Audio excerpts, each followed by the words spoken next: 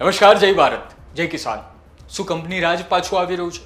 Company રાજ એટલે એવું રાજ કે જે આઝાદી પહેલાં થતું હતું ને તેમાં એક કંપની પોતાના શાસન લાવે, પોતાના કાનૂન અને કાયદા લાવે, જમીન ભલે તમારી હોય.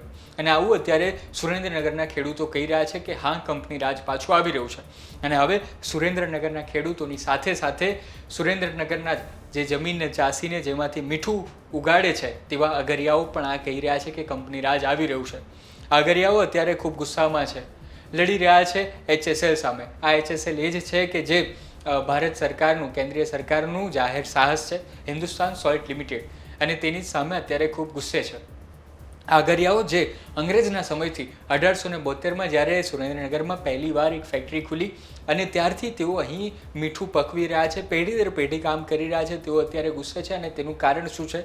તેનું કારણ એ જ છે કે HSL જે ભારત સરકારનું જાહેર સાહસ છે તેની પાસે એમ તો આ કચ્છનું નાનું રણ છે તે લાખો એકરમાં ફેલાયેલું છે. ત્યાં જ જે ઘુડખર છે તેનું આખું અભયારણ્ય પણ આવેલું છે અને અહીં જ HSL પાસે 23,000 હેક્ટરની જમીન અહીં લીઝ પર છે.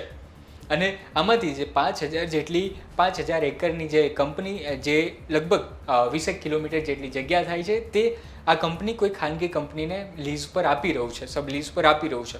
હવે આ કંપની ત્યાં કોણ છે, તે શું કામ કરવાની છે, તે તમામ બાબતો જાણવા માટે અને તેને રોકવા માટે અત્યારે સુરેન્દ્રનગરના ખારા ઘોડાના જે અગરિયાઓ છે, જે લગભગ 2,000 જેટલી સંખ્યામાં અગરિયાઓ છે, તે તમામ લોકો અત્યારે તેનો વિરોધ કરી રહ્યા છે.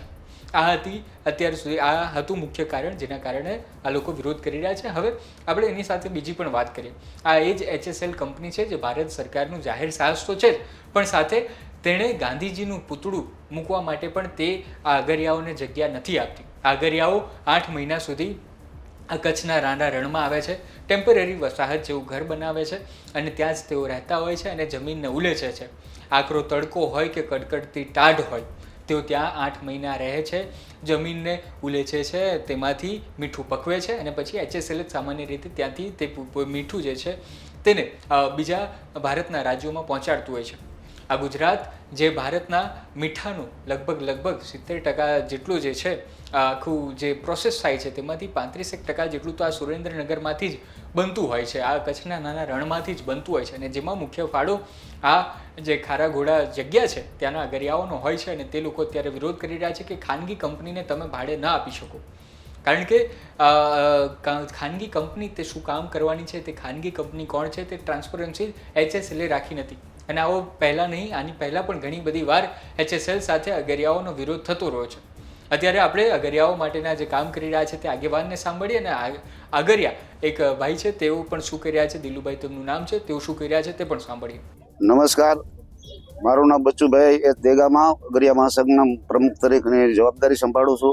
અને અત્યારે હાલ જે અમારા રણ વિસ્તારમાં એટલે કે ખારાગોડાથી હિન્દુસ્તાન સોલ્ટ વાળાએ જે 5,000 એકર જમીન આપી બહારની કંપનીને, એના અનુસંધાનમાં બધા અમે અગરિયા જો આજે મળ્યા હતા. અને ખાસ તો જે પાડો નાખવામાં આવે છે, પાડો જો નખાઈ જશે ને તો ખરેખર અમારા આખા રણના જે બધા જે ટ્રકથી કે અહીંથી જવા આવવા માટેના માર્ગ પણ બંધ કરવામાં આવે એવી પરિસ્થિતિમાં છે.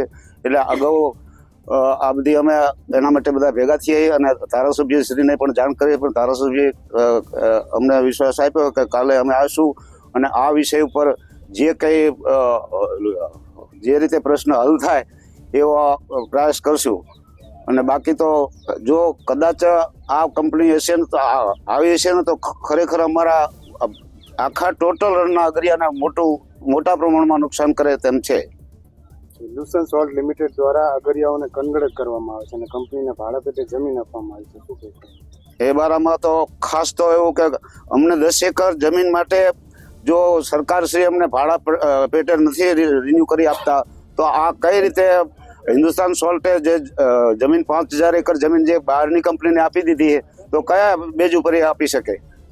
આમાં તો એવું કહેવાય કે ખરેખર આખા કચ્છના નાના રણમાં ઘુડખર અભયારણ્ય જાહેર થયેલ છતાંય અને 2012માં હિન્દુસ્તાન સોલ્ટનું લગભગ મારા ખ્યાલ મુજબ લીઝ લાયસન્સ રદ થઈ ગયું હોય છતાંય 5,000 એકર જમીન અગરિયાને 10 એકર જમીન ભાડે આપવા તૈયાર નથી કોઈ સરકાર કે બીજા ત્રીજા. તો આ 5,000 એકર જમીન કેવી રીતે ભાડે આપી શકે? મારું નામ દિલુભાઈ ભોપાભાઈ પોલટિયા. હું ખારાગોડા નવા ગામની અંદર અત્યારે હાલમાં છું. મારો જન્મ પણ કચ્છના રાણા રણમાં થયો છે.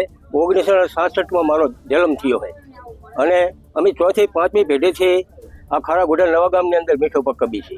અને ત્યારે સરકારે 1881માં મીઠું ખેંચવા માટે રેલવે નાખેલી, અમારે પાણી પીવા માટે પણ ઠેઠ ખારાગોડા છે. અને ઠેઠ અહીંયા પાણી પકડવા સરકારે 1919માં ટાંકી બનાવેલી હતી. અત્યારે હાલમાં પણ મોજૂદના અક્ષરો મળે છે. અને અત્યારે હિન્દુસ્તાન સોલ્ટ આટલા વર્ષોથી પાટા કરવા છતાં અત્યારે હાલ અમારી જમીનમાં અમે મથી રહ્યા છીએ, અમે પાટા કરી રહ્યા છીએ. અને અત્યારે એ જમીન ભાડા પેટે કોઈ પૈસાવાળી કંપનીને આ લોકોએ આપી દીધી છે. અને અત્યારે અમે બધા આગરિયા કુલ આગરિયા મળી ઓછામાં ઓછા 15,000 થી 20,000 આગરિયા આશરે મીઠા વગરના થઈ પડશે અને ધંધો અમારો બગડી જશે.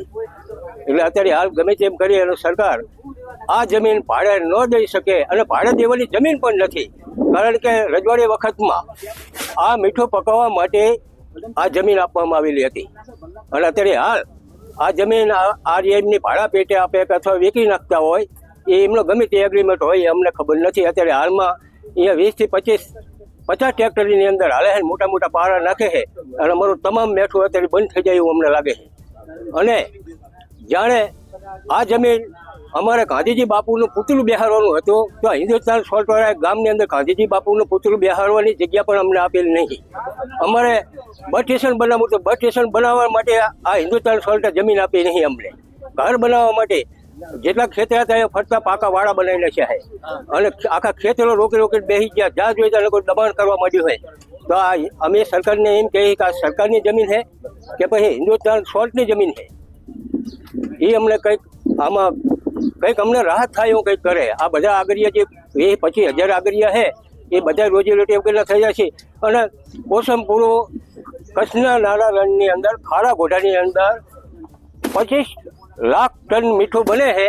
પણ આવતી સાલ મને એવું લાગે છે કે એક ગાંગડો ખારાગોડા રણની અંદરથી નહીં આપવાનો, તમામ બંધ થઈ જવાનું હોય. આવાસ યોજનાનો લાભ મળે છે? આવક યોજનાનો લાભ તમે સાંભળ્યું કે જે ગાંધીજીએ મીઠાનો કાળો કાયદો તોડવા માટે દાંડી કૂચ કરી હતી, સત્યાગ્રહ કર્યું હતું, તે જ ગાંધીજીની પૂતળું જે છે તે પણ આ HSLની કંપનીવાળા ત્યાં સ્થાપવા દેતા નહોતા. એ જ HSL અત્યારે 5,000 એકર જેટલી જગ્યા ખાનગી કંપનીને આપવાની અત્યારે ચર્ચા ચાલી રહી છે.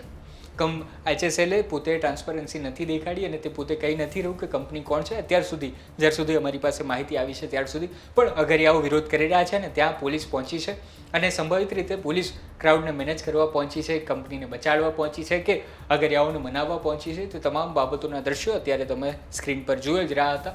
આ હતી અત્યાર સુધીની આખી માહિતી, જેના કારણે આ તમામ બાબતો જે અગરિયાઓ છે તે અત્યારે પોતાનું આંદોલન કરવાની તૈયારી કરી રહ્યા છે. તેઓ સ્થાનિક નેતાઓ સાથે પણ વાતચીત કરી રહ્યા છે, એક્ટિવિસ્ટો પણ જે છે તે તેમાં જોડાઈ રહ્યા છે. આ હતી અત્યાર સુધીની માહિતી. આ માહિતી અમને પહોંચાડી હતી અમારા સુરેન્દ્રનગરના સંવાદદાતા સાજિદ બેલીમે અને સાથે રિસર્ચ બાબતે પંક્તિ જોગ જે અગરિયાઓ માટે કામ કરે છે, RTI એક્ટિવિસ્ટ છે, તેઓએ પણ અમને આ માહિતી પહોંચાડી હતી.